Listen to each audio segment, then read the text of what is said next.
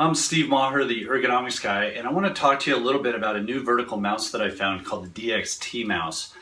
And what it is, it's a vertical mouse with a slightly different shape. Hopefully you can see that okay. It's a little smaller than a lot of the other ones that we'll typically recommend, and I really like it. And the reason it's taken me so long to actually make the video on this is I keep playing with it. I always have it attached to my laptop because I think it's a really nice mouse. And the first question is, why would you need a vertical mouse versus a standard mouse? And the reason is, with a standard mouse, what typically happens is you reach out to grab it. And as you reach out, you tend to extend your wrist, which puts more pressure on the muscles of your forearm.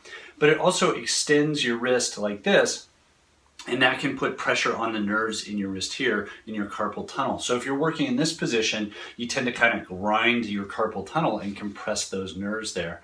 So with a vertical mouse, what they've done is change the position. So instead of extending your wrist and putting pressure on the carpal tunnel, your wrist turns and comes into a more neutral position like this, and you tend to put the pressure on the side of your hand as opposed to your carpal tunnel.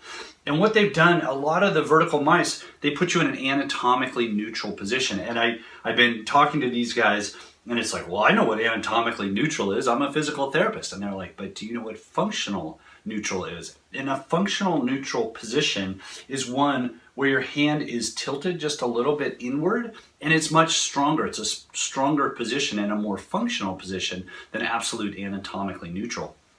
So what they've done is they've changed the shape of this mouse so that it has a little bit more curve to it. So you're not directly straight up and down, you have a little bit of an angle.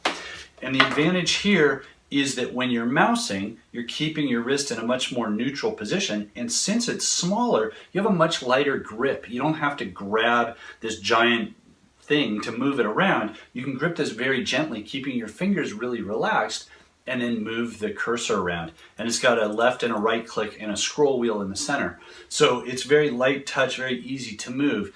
And it keeps your hand in a functionally neutral position, which is a lot more comfortable for a lot more people. So the other thing about it is you can turn it around. The wire here is in the center right there, and so you can actually turn this around and you can mouse with either hand. And so you can see with my left hand here, it's in a nice position where I'm not going into extension, and you can see what happens with my elbow and shoulder.